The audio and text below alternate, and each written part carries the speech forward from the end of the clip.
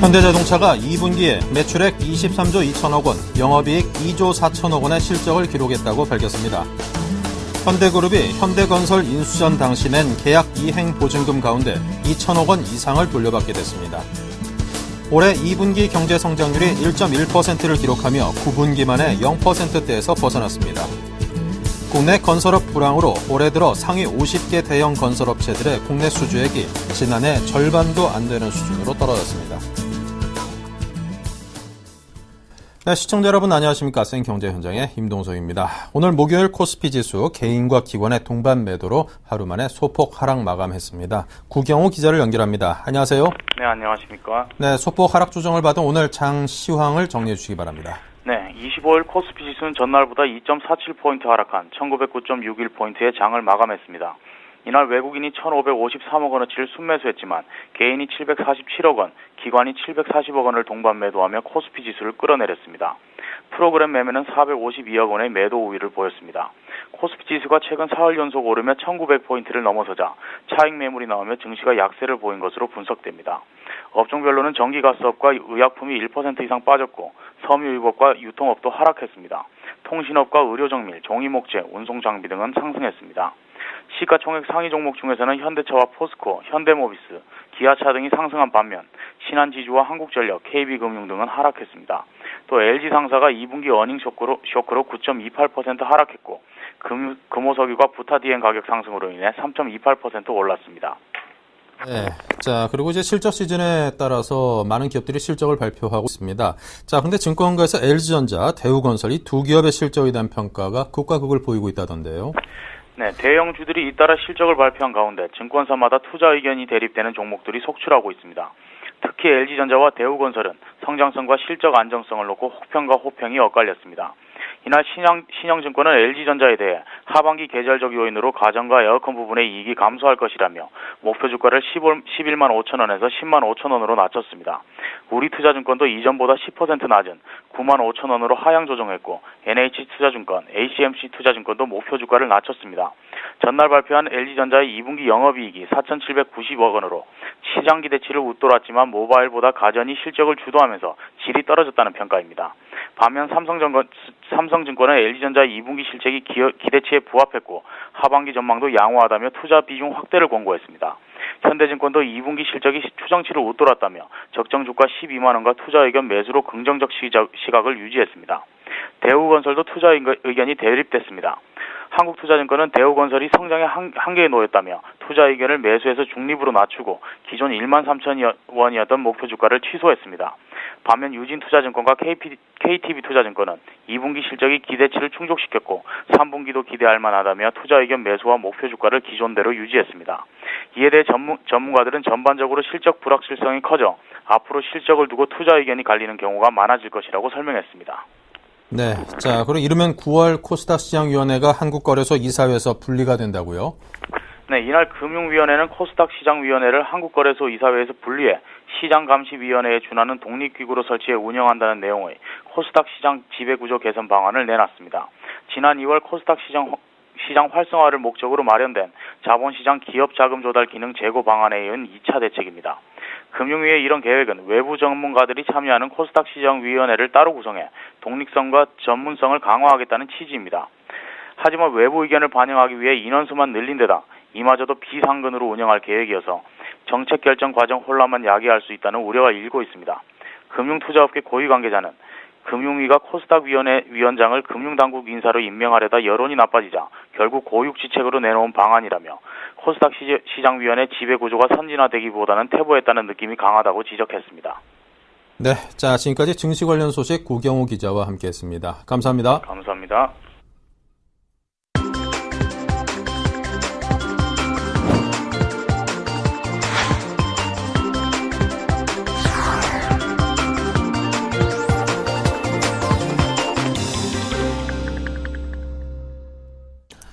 네, 오늘의 주요 뉴스입니다. 현대자동차가 2분기에 매출액 23조 2천억 원, 영업이익 2조 4천억 원의 실적을 기록했다고 밝혔습니다. 매출액은 지난해 2분기에 비해 5.7% 증가했으나 영업이익은 5.2% 줄었습니다. 시장 전망치는 매출 22조 9천억 원, 영업이익 2조 3,500억 원 수준으로 시장 기대치에 부합하는 수준의 실적을 냈습니다. 자동차 판매 대수와 연결 법인의 증가로 매출은 늘었지만 국내 공장의 가동률 저하와 인건비 상승 등의 요인으로 영업이익은 감소했습니다. 자동차 판매 대수는 상반기에 글로벌 시장에서 239만 대를 팔아 작년 상반기보다 9.5% 증가했습니다. 국내 시장에선 작년 상반기보다 0.7% 감소했지만 해외 시장에서 11.4% 증가한 판매 실적으로 이를 만회했습니다. 국내 판매 부진은 계속된 소비 침체와 한 EU 자유무역협정에 따른 관세 인하 수혜를 본 수입차들의 공세가 원인이었습니다.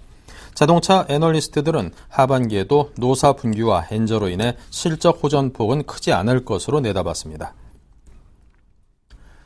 현대그룹이 현대건설 인수전 당시 낸 계약 이행 보증금 가운데 2천억 원 이상을 돌려받게 됐습니다. 서울중앙지법 민사합의 31부는 25일 현대상선이 2010년 현대건설 인수전에서 이행 보증금으로 낸 2,700억을 돌려달라며 채권단을 상대로 낸 소송에서 2천억 원을 돌려주라고 판결했습니다.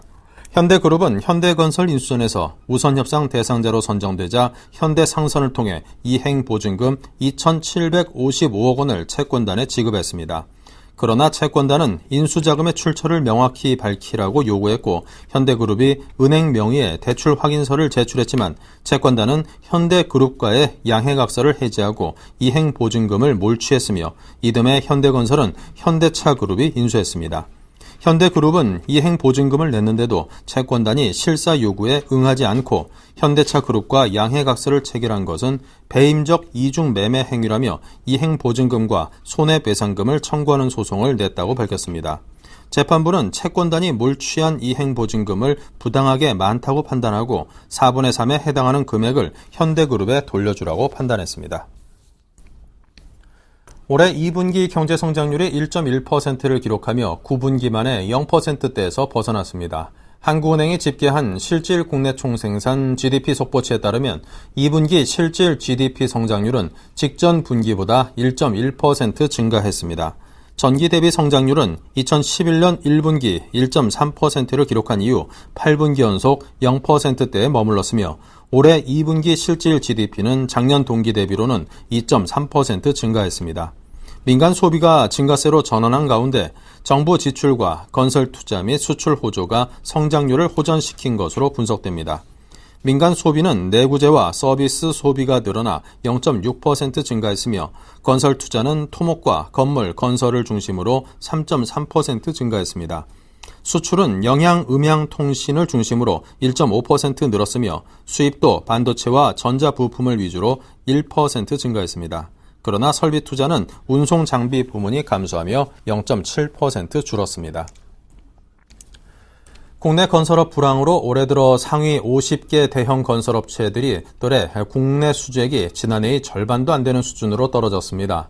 건설산업정보센터 등에 따르면 올해 1월에서 5월 시공능력평가 상위 50개 대형 건설사의 국내 건설 수주액은 총 8조 9,150억 원으로 지난해 같은 기간 20조 1천억 원보다 55.6%나 급감했습니다. 국내 건설 총 수주액도 올 들어 5월까지 30조 3천억 원에 불과해 지난해 41조 6천억 원보다 27.2% 감소했습니다. 국내 건설 중 공공부문은 200억 원 이상 공공공사가 작년 동기 대비 15% 감소했으며 민간 부문은 중대형 공사에 해당하는 재건축과 재개발이 8개월째 하락세를 기록했습니다. 이에 따라 올해 국내 건설 수주액은 외환 위기 이후 최저 수준인 100조 원을 밑돌 것으로 전망됩니다. 다음 달부터 금융상품 광고나 판매 시 최고 등 최상급 표현이 금지됩니다. 또 타사 상품과의 비교 광고도 원칙적으로 할 수 없게 됩니다. 금융권에 따르면 전국은행연합회와 생명손해보험협회, 금융투자협회 등은 최근 금융소비자보호 모범규준 운용 지침을 공동으로 만들었습니다. 이 지침에 따르면 금융상품에 대한 과대 광고와 표시는 엄격히 통제됩니다. 최고와 최저, 최우량, 최대 등 업계에 있어서 최상급 서열을 직접적으로 의미하는 용어는 주장하는 내용이 객관적으로 입증되는 경우에만 사용토록 했습니다. 이는 그동안 은행이나 보험, 카드사들이 각종 금융상품을 내놓으며 업계 최초나 최고 수준이라는 용어를 남발하며 소비자를 현혹하는 경우가 많아 민원이 제기되어 왔습니다. 검찰이 전두환 전 대통령의 미납 추징금 집행을 위해 삼성생명을 압수수색했습니다. 금융권에 따르면 서울시경은 검찰 지휘를 받아 지난 24일 삼성생명 등 일부 보험사에서 전두환 전 대통령의 차남, 처남, 이창석 씨 등 전두환 일가의 추가 보험 내역에 대한 자료를 압수했습니다. 검찰이 전두환 일가의 비자금 조성 조사에 대한 금융감독원과 관세청의 협조도 속도를 내고 있습니다. 금감원은 전두환 전 대통령의 아들 전재국 씨가 버진 아일랜드 등 조세 회피처에 페이퍼 컴퍼니를 설립하며 외환 거래 신고 의무를 어겼을 가능성이 있어 조사를 벌이고 있습니다. 관세청도 전재국 씨가 재산을 해외로 빼돌린 정황에 대한 정밀 분석 작업을 벌이고 있습니다.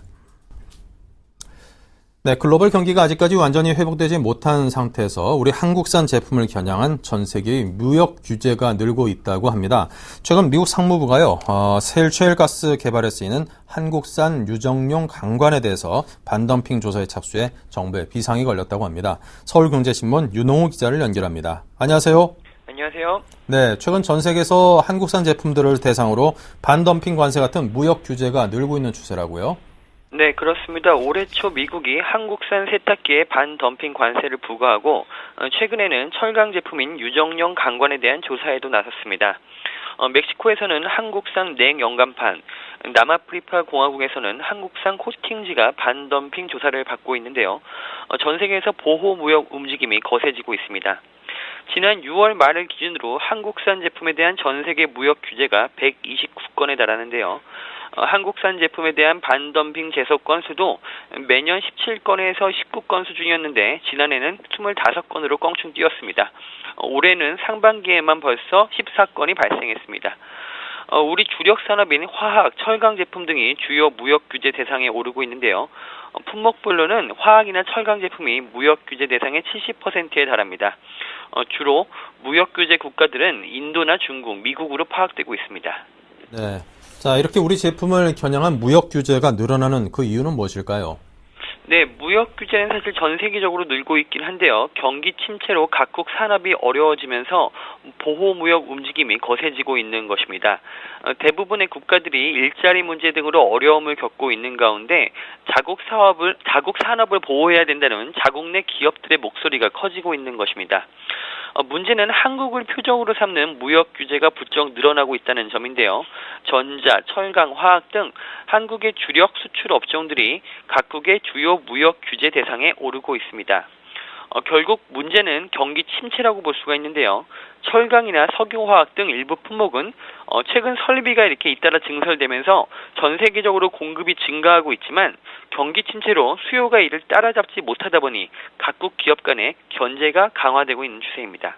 네, 정부도 비상대책 마련에 착수했다고 하는데 현재 어떤 방안들이 논의되고 있습니까? 네, 수출 진흥을 통해서 경기를 살리려고 했던 정부는 비상이 걸렸습니다. 정부가 아무리 수출 장려책을 만든다고 해도 무역 규제를 한번 맞으면 그간의 노력이 물거품이 될 수 있기 때문입니다. 정부는 이에 따라서 정부와 무역협회, 코트라, 철강협회, 석유화학협회, 섬유산업연합회 등 업종 대표들로 구성된 수입 규제 대응반을 이날부터 가동시키고 이날 첫 회의를 진행했습니다. 수입 규제 대응반은 앞으로 각국의 무역 규제 정보를 입수하면서 대응 논리를 개발하는 헤드쿼터 역할을 하게 됩니다. 정부는 특정 국가에서 한국산 제품에 대한 무역 규제가 강화될 경우에 이를 양국 간의 통상 협력 사안으로 의제화하는 등 외교적인 채널을 최대한 가동한다는 방침입니다. 네, 자, 지금까지 경제부 윤홍우 기자의 도움 말씀이었습니다. 감사합니다. 감사합니다.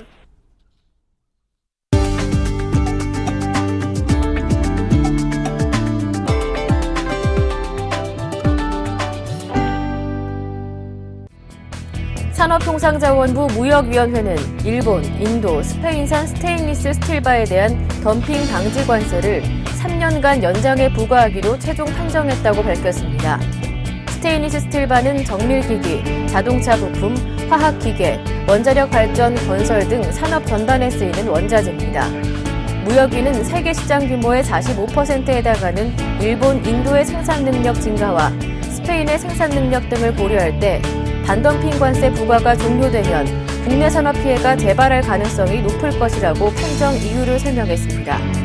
스테인리스 스틸바 국내 생산업체는 포스코 특수강, 세아 특수강, 동일제강, 동부 특수강, 대우 PNC 등으로 국내 시장은 10만 1,071톤으로 5,032억 원 규모입니다. 이번 조치로 자동차 엔진 밸브용 내열강 소재 등 철강 소재 개발에서 국내 철강 업체들의 경쟁력 제고에 기여할 것으로 기대됩니다.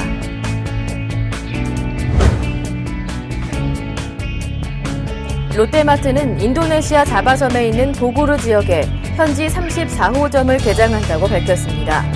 매장이 들어서는 보고르 지역은 수도 자카르타에서 남쪽으로 약 40km 떨어진 행정 관광 도시로 대통령궁과 산업단지가 있으며 최근 인구 유입이 늘고 있습니다. 이번 보고르점 개점으로 롯데마트는 인도네시아의 34개를 비롯해 중국 105개, 베트남 4개 등 143개의 해외 점포를 운영하게 됐습니다. 대형마트와 백화점, 편의점의 지난 6월 매출이 작년 같은 달보다 4% 이상 증가했습니다. 산업통상자원부가 발표한 6월 주요 유통업체 매출 동향에 따르면 대형마트 매출은 전년 동기보다 4.2% 증가했습니다. 냉방 가전제품이 매출 신장세를 이끌며 특히 대형마트는 추석 설 명절이 낀 달을 제외하고는 14개월 만에 처음 전년 동월 대비 매출이 늘었습니다. 백화점의 6월 매출도 작년 같은 달보다 4.1% 증가했습니다. 여성 정장을 뺀 모든 품목 매출이 늘어났는데 특히 에어컨 제습기의 높은 매출 증가가 상승세를 이끌었습니다. 편의점도 전년 동월 대비 9.2%나 매출이 신장했습니다. 점포수가 10% 증가한 데다 음료, 아이스크림 등 가공식품 매출 증가율이 두 자릿수를 기록했습니다. 반면 기업형 슈퍼마켓은 농수축산물, 신선제품, 가공조리식품이 모두 2.4%에서 2.7% 매출 감소로 이어져 전체 매출이 감소했습니다. 공정거래위원회는 신세계그룹이 총수일가 소유 베이커리인 신세계 SVN을 부당 지원한 혐의로 허인철 이마트 대표이사와 임원 2명을 고발키로 했습니다.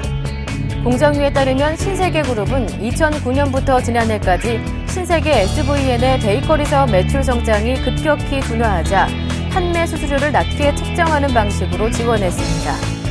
당시 신세계 SVN은 이명희 신세계그룹 회장의 딸 정유경 신세계 SVN 부사장이 지분 40%를 보유하고 있었으며 정 부사장은 재벌 빵집 논란이 일자 작년 10월 지분을 모두 정리했습니다. 지난해 9월 공정위는 신세계 SVN과 조선호텔의 판매 수수료를 낮춰 부당 지원한 신세계와 이마트, 에브리데이 리테일 등 신세계 계열 3개사에 과징금 40억 6천만 원을 부과한 바 있습니다. 네, 이상으로 센 경제 현장을 마칩니다. 감사합니다.